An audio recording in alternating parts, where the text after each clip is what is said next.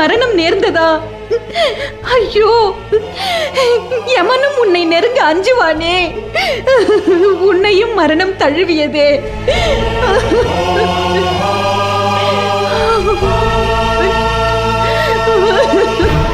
ஐயோ அரசே, பார்த்தீர்களா என் அன்பு தம்பி மலை போல் மாண்டு கிடப்பதை?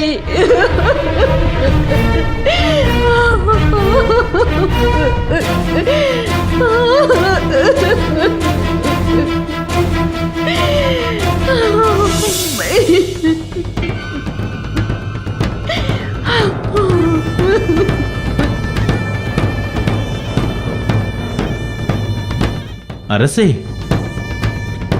விராட தேசமே இன்று அனாதையாக நிற்கிறதே. கீசகனின் பராக்கிரமம் அல்லவா இந்த பெரும் தேசத்திற்கு அரணாக நின்றது. விராட தேசத்தை பற்றி எண்ணி பார்க்கவே அஞ்சுவார்கள் நம் அண்டை நாட்டு அரசர்கள். இன்று நினைத்தவுடன் படையெடுத்து வருவார்களே, அவர்களை எப்படி எதிர்கொள்வீர்கள் அரசே? கீசகன் பராக்கிரமத்தை கண்டால் இந்த அகிலமே நடுங்குமே. இப்போது நாட்டின் பாதுகாப்பே கேள்விக்குறியாய்விட்டது. இப்போது என்ன செய்வது அரசே?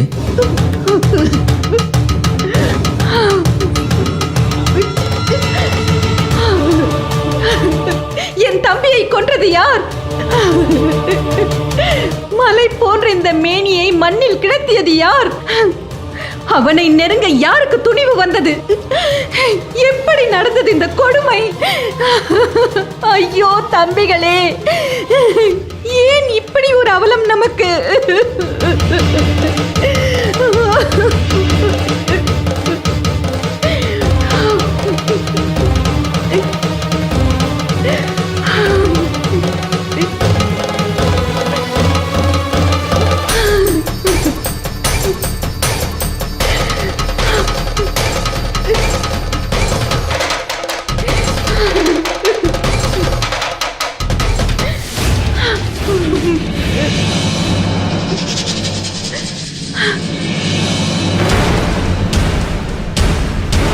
அண்ணன் கீசகன் மதம் பிடித்த யானையை ஒரே கரத்தால் அடித்துக் கொள்ளும் ஆற்றல் படைத்தவன்.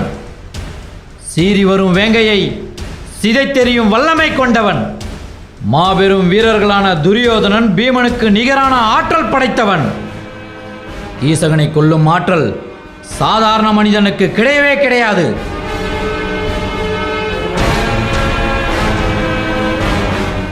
எனக்கு புரிந்துவிட்டது. அண்ணனின் மரணம் எப்படி நேர்ந்தது என்று எனக்கு புரிந்துவிட்டது. சைரேந்திரி,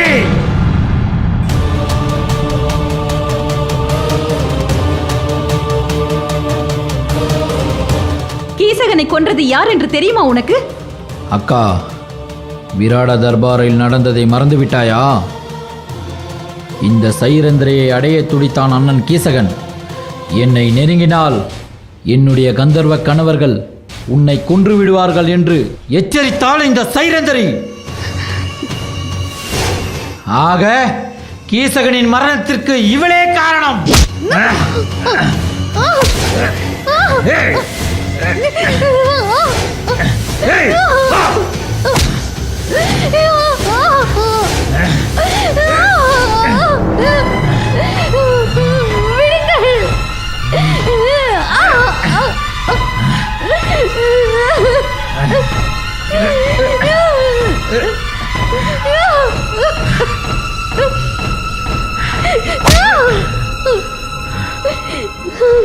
இல்லை, இந்த சாகசக்காரியை விடக்கூடாது. இவளது கந்தர்வ கணவர்களே நமது அண்ணனை கொன்றிருக்க வேண்டும்.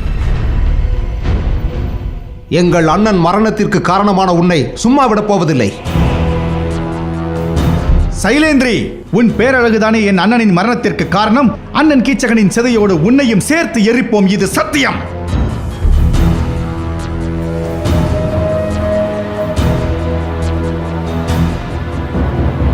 உன்னை காப்பாற்ற உன் கந்தர்வ கணவர்கள் வந்தால் அவர்களையும் கொன்று இதே சிதையில் ஏற்றுவேன், இது சத்தியம். பலாயா அரசே, சுதேஷனைக்கும் உத்தரைக்கும் இனி கந்தர்வர்களால் ஆபத்து நேரலாம். ஆகையால் இன்று முதல் இவர்களுக்கு நீயே காவல் இருக்க வேண்டும். உத்தரவு அரசே.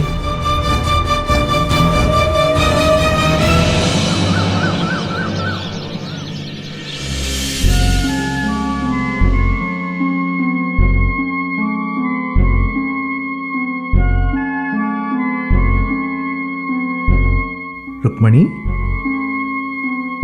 ருக்மணி, ருக்மணி.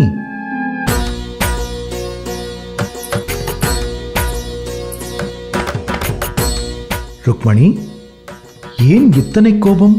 நான் உன்னை காண எத்தனை அன்போடு வந்தேன் தெரியுமா? அப்படியா? இத்தனை நாளாக உங்கள் அன்பை யாரிடம் பகிர்ந்து கொண்டீர்கள் என்று தெரிந்து கொள்ளலாமா? ருக்மணி, இது என்ன கேள்வி? என் அன்பு என்றுமே உனக்கு மட்டும்தான் என்பது நீ அறியாததா? இல்லை என்றால் சொர்க்கத்திலிருந்து நாரதன் கொண்டு வந்த பாரிஜாத மலரை பாமாவுக்கு கொடுக்காமல் உனக்கு கொடுத்திருப்பேனா? போதும், நிறுத்துங்கள் உங்கள் நாடகத்தை. என்ன சொல்கிறாய் பாமா? என் அன்பை நாடகம் என்கிறாயா? என் பெயரை கூட மறந்து விட்டீர்களா?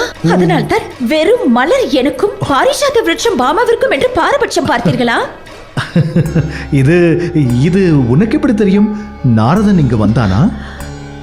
நாரதன் இங்கு வருவதற்கு முன்பே தங்கள் பாரபட்சம் எனக்கு தெரியும். ஆனால் அவன் இங்கு வந்த பிறகு நீங்கள் எனக்கு செய்த துரோகமும் எனக்கு தெரியும். துரோகமா? நாரதா, என்ன சொல்லி என்னை பெரும் சிக்கலில் சிக்க வைத்தாய்? என்ன அங்கு புலம்பல்? அப்படி என்ன துரோகம் செய்து விட்டேன் என்பதை நான் அறிந்து கொள்ளலாமா ருக்மணி? ஏதும் அறியாதவர் போல் பேசாதீர்கள். தாங்கள் பாமாவை இந்திரலோகம் அழைத்து சென்றீர்களா இல்லையா? அது பாமாவின் தயவால் நரகாசுரனை வதம் செய்ய வேண்டியிருந்தது. அதனால் அவளை இந்திரலோகத்திற்கு அழைத்துச் செல்ல வேண்டிய அவசியம் ஏற்பட்டது. தங்கள் கதையை என்னை நம்பச் சொல்கிறீர்களா? சத்தியமாக இது கதையல்ல. என்னை நம்பு ருக்மணி. சரி, பாமாவிற்கு பாரிஜாத விருட்சத்தை கொடுத்ததற்கு என்ன கதை சொல்ல போகிறீர்கள்? பாமா இல்லத்தில் இருக்கும் மரம் மட்டும்தான் அவளுக்கு. அதில் பூக்கும் பூக்கள் யாவும் உனக்கே. என்ன சொல்கிறீர்கள்? பாமா இல்லத்தில் நடப்பட்ட பாரிஜாத மலரின் கிளை இந்த பக்கமே உள்ளது. ஆகவே அத்தனை மலர்களையும் உன்னால் மட்டுமே கொய்ய முடியும். இங்கே மரம் இருந்தால் அதற்கு தண்ணீர் ஊற்ற வேண்டும், பராமரிக்க வேண்டும். இப்போது அந்த பணி உனக்கில்லையே. தாங்கள் சொல்வது உண்மையா? இதில் ஏமாற்று வேலை ஒன்றுமில்லையே.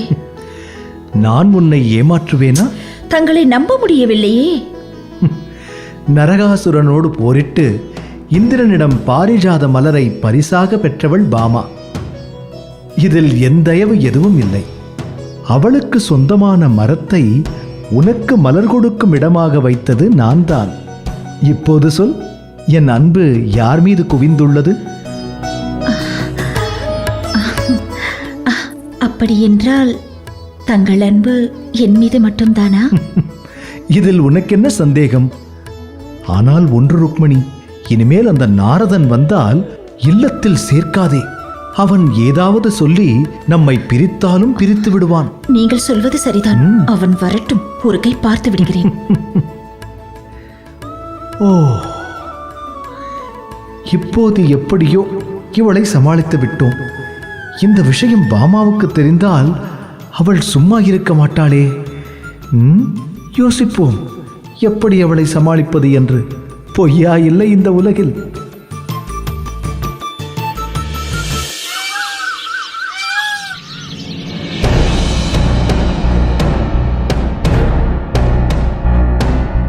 அம்மா, எனக்கு அச்சமாக இருக்கிறது.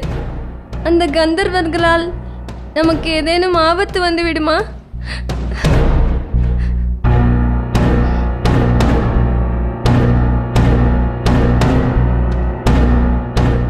அஞ்சாதே உத்திரை, நமக்கு மாவீரன் பலாயன் காவல் இருக்கிறான். அவன் நம்மை காப்பாற்றுவான்.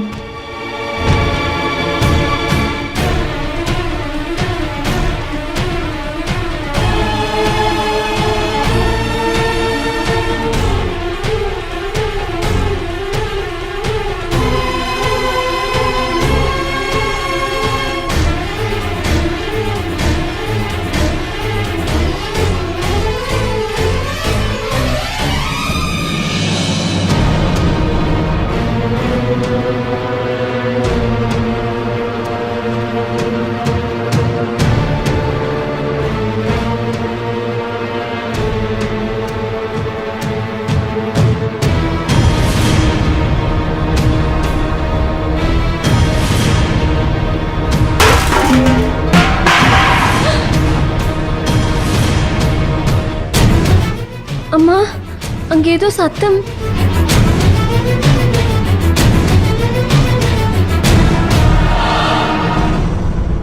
பலாயா, அங்க என்ன சத்தம்?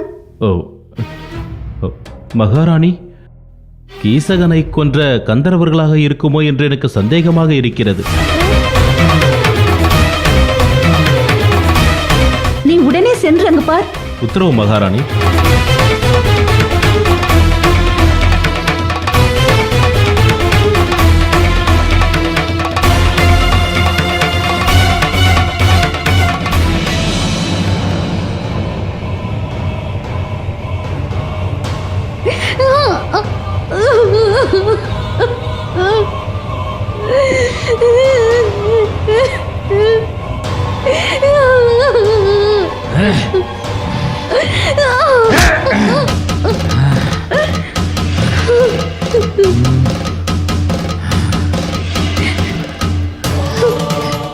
இதோ இந்த சந்தன கட்டையுடன் சேர்த்து இவளையும் கட்டுங்கள்.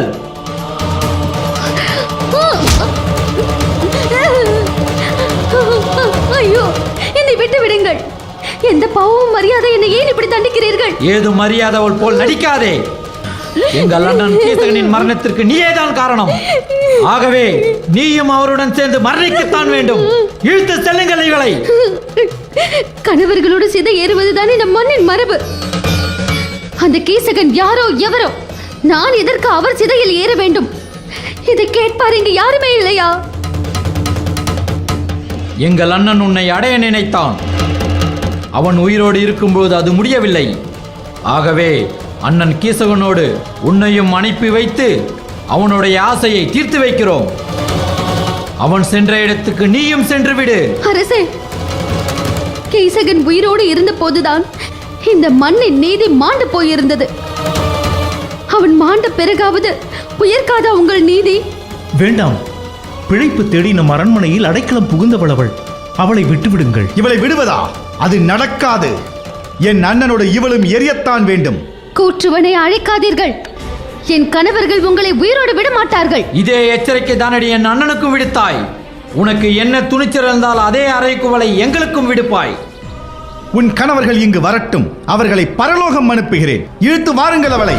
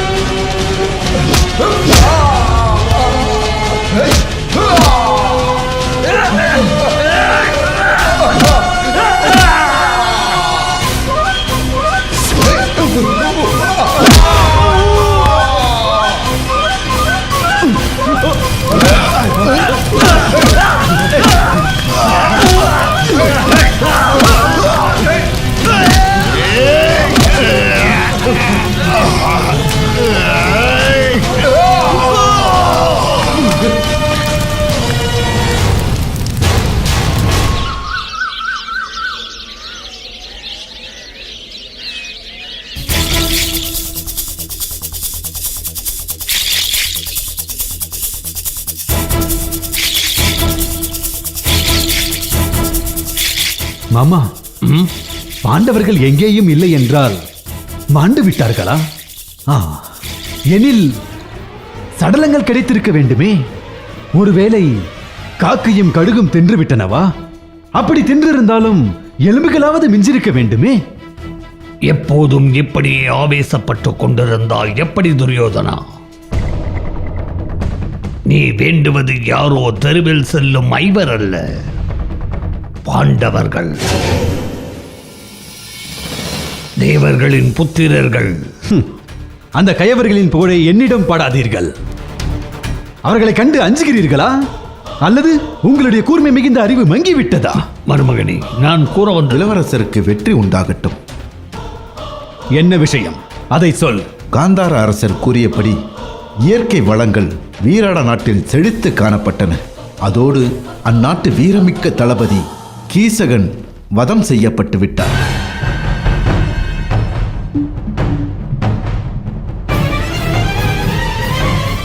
என் நண்பன் கீச்சகன் மரணமடைந்து விட்டானா? கீச்சகனை கொன்றது யார்? யார் அந்த பராக்கிரமசாலி? அது இன்னும் மர்மமாகவே நீடிக்கிறது.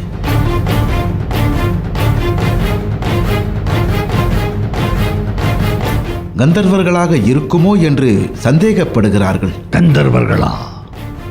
அவர்கள் எங்கு அங்கு வந்தார்கள்? கீசகன் ஒரு பெண்ணின் மீது ஆசைப்பட்டதாகவும் அந்த பெண்ணின் கணவர்கள் கந்தர்வர்கள் என்றும் பேசிக்கொள்கிறார்கள்.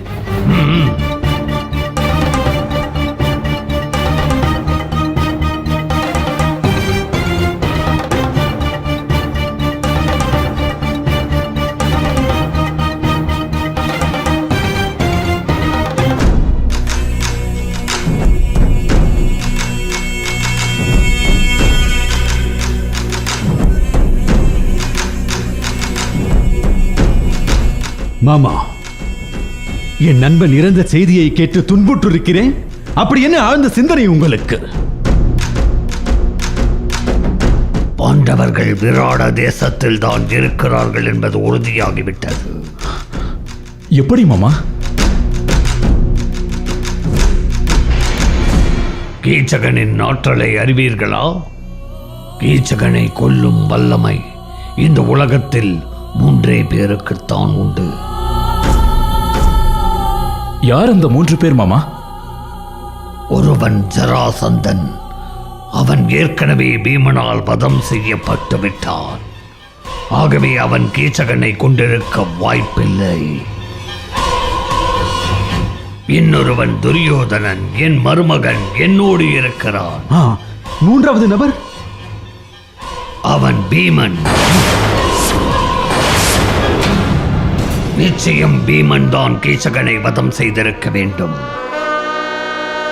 அதனால் பாண்டவர்கள் நிச்சயம் வீராடத்தில் தான் பதுங்கி இருக்க வேண்டும்.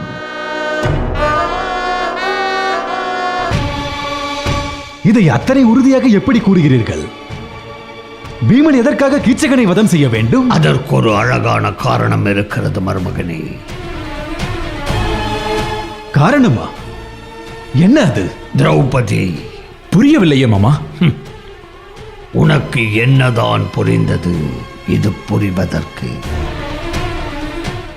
உனக்கு ஒரு கதையை கூறுகிறேன், கேள்.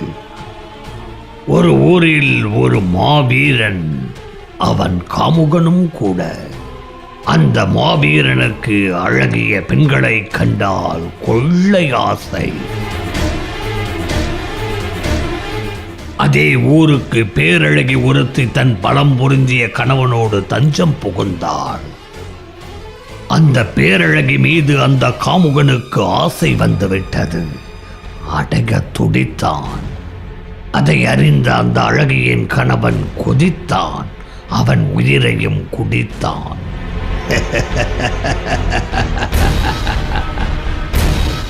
அந்த பேரழகி வேறு யாரும் அல்ல, திரௌபதி.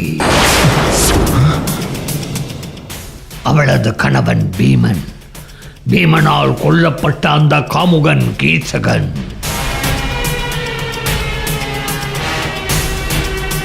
இப்போது சொல், பாண்டவர்கள் எங்கே இருக்கிறார்கள்? நிச்சயம் விராடத்தில் தான் மாமா, சந்தேகமே இல்லை. மாமா, அவர்களை எப்படி வெளிக்கொணருவது? அவர்களின் அஞ்ஞான வாசத்தை எவ்வாறு முடிவுக்கு கொண்டு வருவது? பாண்டவர்கள் மாவீரர்கள். அவர்களால் ஒருபோதும் வீரத்தை மறைக்க முடியாது. போர் மூண்டால் அந்த வீரம் வெளிப்பட்டே தீரும். விராட தேசத்தின் மீது போர் தொடுப்பதா? அது என் நண்பனின் நாடாயிற்றே. மருமகனே, நண்பனே இப்போது உயிரோடு இல்லை. பின் என்ன?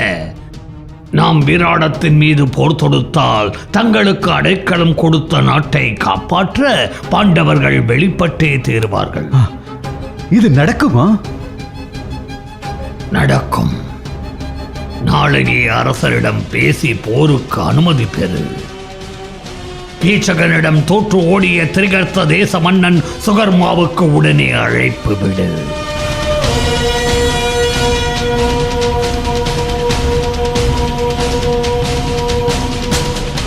ஒவ்வொரு முறையும் பாண்டவர்கள் நம்மை ஏமாற்றி தப்பிவிடுகின்றனர். ஆனால் இம்முறை தப்பிக்க முடியாது, தப்பிக்கவே முடியாது.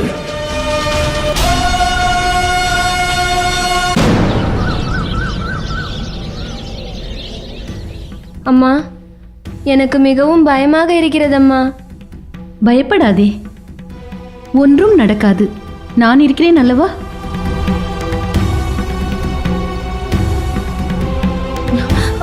மகாராணி, மகாராணி, பணிப்பெண்ணே, என்னவாயிற்று?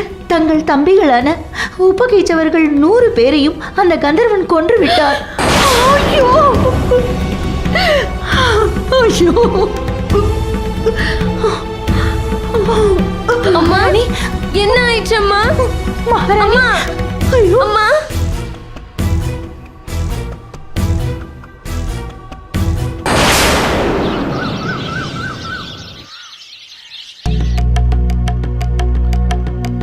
நாராயண நாராயண.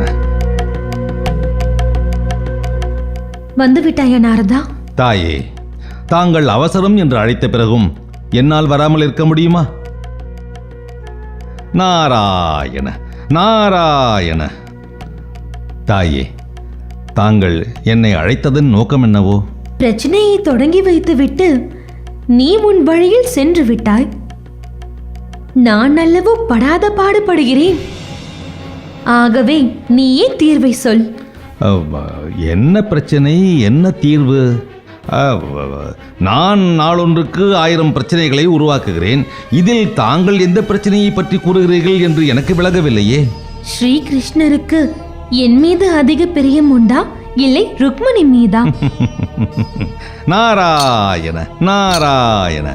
தாயே, இந்த கேள்வியை அவரிடமல்லவா கேட்க வேண்டும்? அவரின் பிரியம் யார் மீது வேண்டுமானாலும் இருந்துவிட்டு போகட்டும். ஆனால் ஸ்ரீ கிருஷ்ணர் எனக்கு மட்டுமே சொந்தமாக வேண்டும். அதற்கு ஒரு வழியை நீதான் சொல்ல வேண்டும். நாராயண நாராயண. தாயே, கிருஷ்ண பரமாத்மா தன் பக்தர்களுக்கு மட்டுமே சொந்தமானவர். அவரை தாங்கள் மட்டுமே சொந்தம் கொள்ள நினைப்பது எப்படி சாத்தியமாகும்? அது மட்டுமல்லாமல் உலகத்துக்கே பொதுவான பரந்தாமனை தனியொருவர் உரிமை கொண்டாடுவது சாத்தியமில்லையே. பக்தர்கள் விஷயத்தில் நான் தலையிடப் போவதில்லை. ஆனால் கணவராக அவர் எனக்கு மட்டுமே சொந்தமாக இருக்க வேண்டும். பாரிஜாத மலர் விஷயத்தில் நான் ஏமாந்ததை நீ அறிவாய் அல்லவா? தாங்கள் ஏமாந்து விட்டீர்களா? தங்களுக்குத்தான் பாரிஜாத தருவே கிடைத்து விட்டதே. தரு கிடைத்த என்ன பயன்? மலர்கள் எல்லாம் ருக்மணிக்கு அல்லவா தானமாக போகிறது. அவளுக்கும் உரிமை இருப்பதால் தானே ஸ்ரீகிருஷ்ணரை பங்கு போடுகிறாள். அவர் எனக்கு மட்டுமே சொந்தமாகிவிட்டார். அவர் பாடு திண்டாட்டம் தான். என்ன சொன்னாய் நாரதா? ஒன்றுமில்லை தாயே. ஸ்ரீ கிருஷ்ணரை ஒருவர் மட்டுமே சொந்தமாக்கிக் கொள்வது எப்படி என்றுதான். அவரை விலைக்கு வாங்கிவிட்டால்? அகிலம் போற்றும் பரந்தாமனை விலை கொடுத்து வாங்குவதா? அவர் எனக்கு மட்டுமே சொந்தமாக வேண்டும் என்றால் அவரை விலைக்கு வாங்கத்தான் வேண்டும். அதற்கு நீதான் வழி சொல்ல வேண்டும். நாராயண நாராயண. இன்று நான் யார் முகத்தில் விழித்தேன் என்று தெரியவில்லையே. வசமாக வந்து மாட்டிக்கொண்டேன். தாயே, இப்பெரும் பாவத்திற்கு என்னால் ஆளாக முடியாது. நான் வருகிறேன். நில். இதற்கு ஒரு வழி சொல்லாமல் நீ இங்கிருந்து செல்ல முடியாது. அப்படி சென்றால் மீண்டும் இங்கே நீ வர இயலாது. நாராயண நாராயண, பரந்தாமனின் பரம பக்தனான எனக்கே இப்படி ஒரு சோதனையா? புலம்பாதே, வழியை சொல். ம்?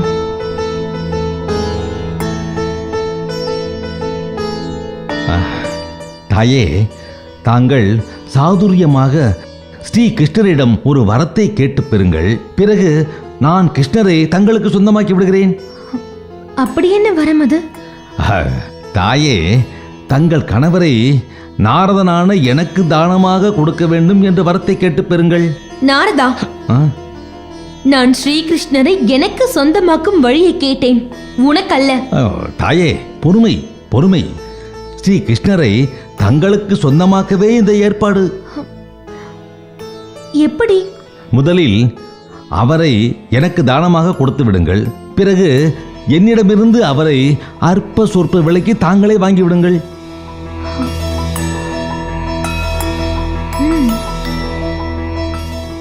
இதுவும் அற்புதமான யோசனைதான். ஸ்ரீகிருஷ்ணரை தானமாக பெற்ற பிறகு நீ பேச்சு மாற மாட்டாயே. அவரை எனக்கே தந்து விடுவாய் அல்லவா? தங்கள் கணவரை வைத்துக் கொண்டு நான் என்ன செய்ய போகிறேன்? தாயே, என் மீது ஏன் இவ்வளவு சந்தேகம் தங்களுக்கு? உன்னை பற்றி எனக்கு தெரியாதா? நீ நல்ல விலைக்கு அவரை ருக்மணியிடம் விற்றுவிட்டால்? இதுவும் நல்ல யோசனையாகத்தான் தெரிகிறது. நாரதா, தாயே, சும்மா விளையாட்டுக்காக சொன்னேன். உன் விளையாட்டை இத்தோடு நிறுத்திக்கொள். பத்மாசூரன் கதையை நீ அறிவாய் அல்லவா? நாராயண நாராயண. தாயே, நான் ஒரு சிறு துரும்பு. எதற்காக பத்மாசுரன் வரை போகிறீர்கள்? நான் என்றுமே தங்களின் விசுவாசி. அப்படியே இருந்தால் நல்லது. நான் வரத்தை பெற்றுக்கொண்டு உன்னை அழைக்கிறேன். இப்போது நீ செல்லலாம். யோசனை சொன்னதற்கு இப்படி ஒரு அச்சுறுத்தலா? நான் வருகிறேன் தாயே. நாராயண நாராயண.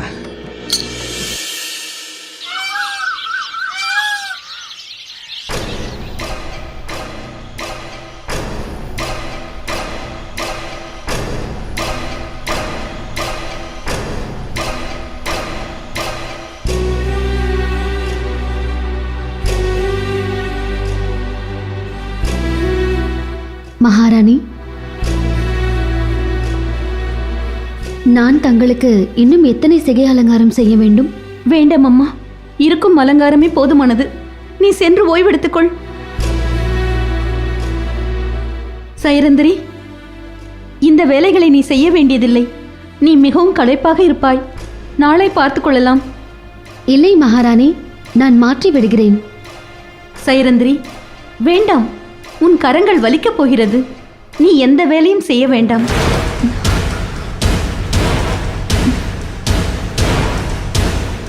மகாராணி, நான் உங்கள் பணிப்பெண். என்னை எந்த பணியும் செய்ய விடாமல் தாங்கள் தடுப்பது ஏன்? நீ பணிப்பெண் அல்ல, மாயக்காரி. நீ கந்தர்வர்களின் மனைவி. நீ சொன்ன போது கூட நான் நம்பவில்லை. ஆனால் என் தம்பிகள் 101 பேரை உன் கந்தர்வ கணவர்கள் கொன்றதை என் கணவர் கண்ணெதிரே கண்டுள்ளார். உன்னை கண்டாலே எனக்கு அச்சமாக உள்ளது. உன்னிடம் நான் எப்படி பணி செய்ய ஏவ முடியும்? அரசர் உட்பட நாங்கள் யாவரும் உன்னை கண்டு அஞ்சுகிறோம். உனக்கு பணி கொடுக்கும் தகுதி எங்களுக்கு இல்லை. உன்னை கைகூப்பி கேட்டுக்கொள்கிறேன், எங்களை வாழ விடு. இந்த அரண்மனையை விட்டு சென்று விடு.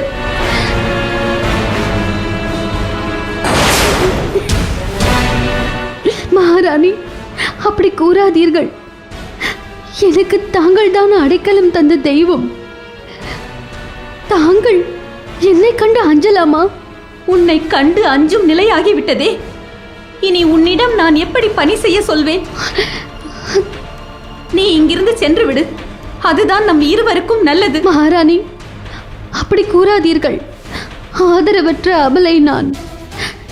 மனைவியின் கற்புக்கு சோதனை வந்தால் எந்த கணவன் தான் பொறுத்துக் கொள்வான்? நான் அன்றே தங்களின் தம்பியை எச்சரித்தேன். அவர்தான் செவி மடிக்கவில்லை. இப்போது இப்படி ஒரு விபரீதம் நடந்துவிட்டது. அதற்கு நான் எப்படி பொறுப்பாவேன்? நீ என்ன சொன்னாலும் சரி, இனி நீ இந்த அரண்மனையில் இருந்தால் எங்களால் நிம்மதியாக இருக்க முடியாது. நீ சென்று விடு. மகாராணி, இந்த அபலைக்காக கொஞ்சம் மனம் இறங்குங்கள். இன்னும் சில நாட்களுக்கு மட்டும் எனக்கு அடைக்கலம் கொடுங்கள். காலமெல்லாம் நான் உங்களுக்கு நன்றியோடு இருப்பேன். நீ புறப்படலாம்.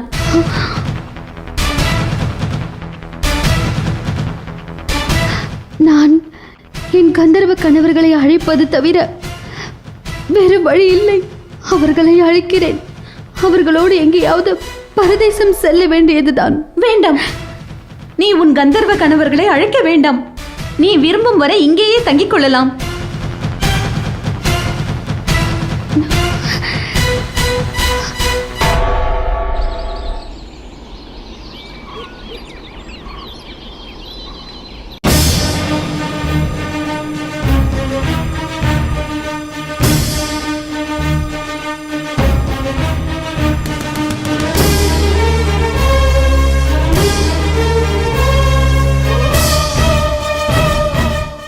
அத்தினாபுர சக்கரவர்த்திக்கு வணக்கம். திரிகர்த்த தேசத்தின் அரசர் சுசர்மா அவர்கள் தங்களை சந்திக்க வந்திருக்கிறார். உடனே வரச் சொல்.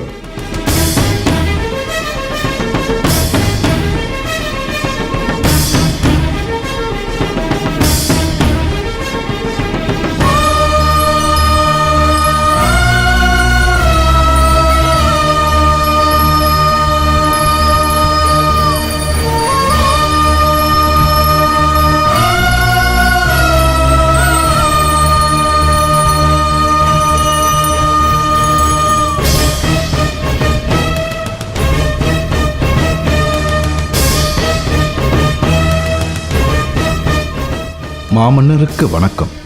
தங்களின் உதவி நாடி வந்திருக்கிறேன். திரிகர்த்த தேசத்தின் அரசன்.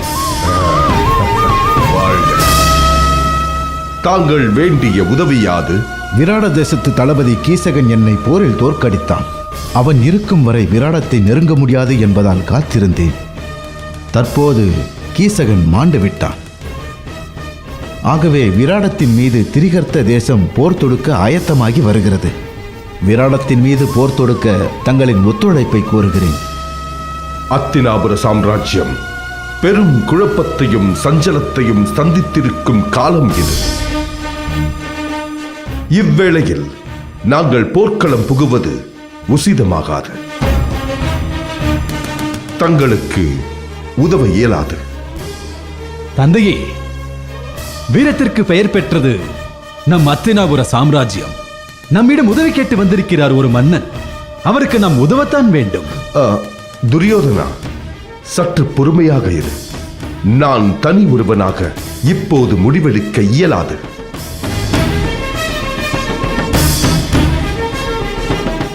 அவையோரிடம் கலந்து ஆலோசித்துவிட்டு உன் கூற்றை பரிசீலிக்கிறேன். பெரியப்பா, திரிகர்த்த தேசத்திற்கு உதவுவது குறித்து தங்கள் யோசனையை அறிய விரும்புகிறேன். சுசர்மா, விராடத்தின் மீது நீ கொண்ட பகை உன்னுடைய பிரச்சனை. உன் பிரச்சனையை நீதானே தீர்த்து கொள்ள வேண்டும். ஏனென்றால் விராடம் எங்களுக்கு நட்பு தேசம். அத்தேசத்தோடு நாங்கள் வீண் பகையை வளர்த்துக் கொள்ள விரும்பவில்லை. தாத்தா, மன்னர் விராடத்தின் மீது பகை கொண்டது அவருடைய பிரச்சனை அல்ல, நம் பிரச்சனை. துரியோதனா, நீ கூறுவது எனக்கு விளங்கவில்லை. பிதாமகர் அவர்களுக்கு நான் விளக்குகிறேன். விராட தேசத்தின் தளபதி கீச்சகனை கொல்லும் ஆற்றல் துரியோதனனை தவிர்த்து பீமனுக்கு மட்டுமே உள்ளது.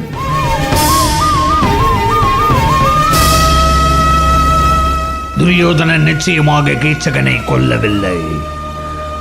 ஆகவே கீச்சகனை பீமனே கொண்டிருக்க வேண்டுமெனில் என்ன பொருள்? என்ன பொருள் சகுனி? நீயே கூறு. பாண்டவர்கள் விராட தேசத்தில் தான் பதுங்கி இருக்கிறார்கள் என்று பொருள்.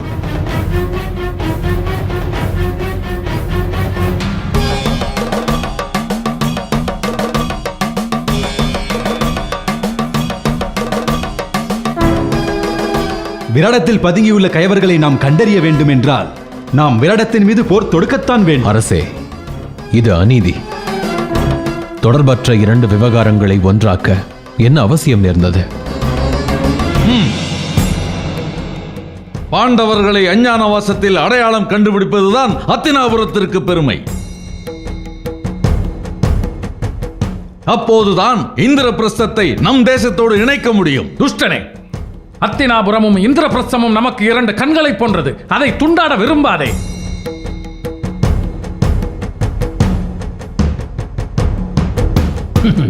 பிதாமகரே, கண்கள் 2 ஆனாலும் பார்வை ஒன்றுதானே.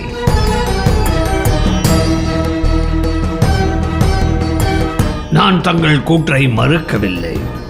பாண்டவர்களை அஞ்ஞாத வாசத்தின் போது அடையாளம் கண்டார்.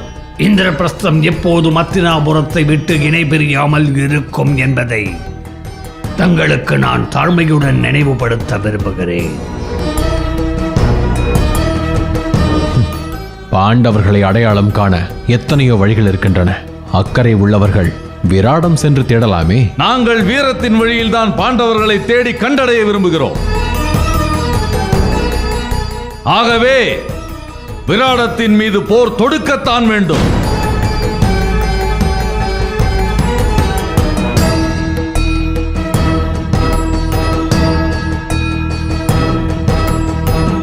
கர்ணா, உரிய காரணமின்றி ஒரு தேசத்தின் மீது போர் தொடுப்பதை சத்திரிய தர்மம் அனுமதிக்காது. அறம் தவறி தொடுக்கப்படும் போர்கள் அழிவையே உண்டு செய்கின்றன.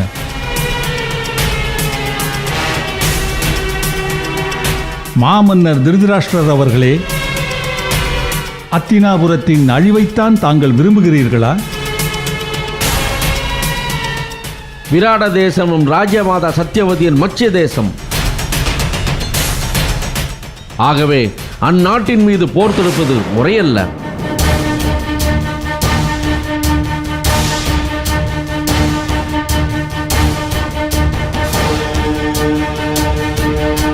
அரசியல் பிழைத்தோருக்கு அறமே கூட்டம் என்பதை நீ அறிய வேண்டும் திருதராஷ்டிரா.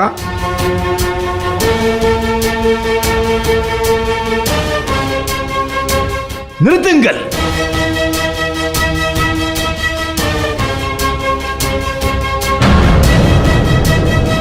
அறத்தின் பெயரால் அரசரை அச்சுறுத்த வேண்டாம்.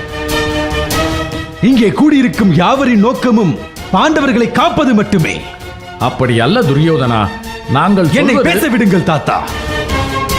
எப்பொழுது பாண்டவர்கள் இந்த நிறைந்த அவையில் கௌரவர்களை கூண்டோடு அழிப்பேன் என்று சபதம் பூண்டார்களோ அப்போதே இந்த அத்தினாபுரத்தின் சத்துருக்களாகிவிட்டார்கள் அந்த கயவர்கள். ஆனால் அத்தினாபுரத்தின் பெரும் காவலர், அத்தினாபுரத்தின் குலகுருக்கள், அத்தினாபுரத்தின் மகாமந்திரி என அனைவரும் பாண்டவர்களை காக்கவே துடிக்கின்றனர். அப்படி என்றால் உங்கள் விசுவாசம் அனைத்து பாண்டவர்களிடத்தில் தானே?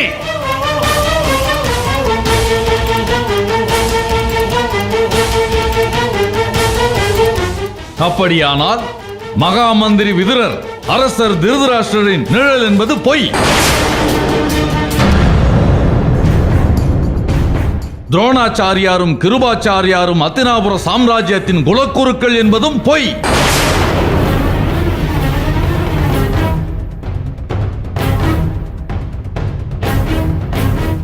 பிதாமகர் பீஷ்மாச்சாரியார் அத்தினாபுரத்தின் காவலன் என்று மார்தட்டிக் கொள்வதும் பொய். மூடனே,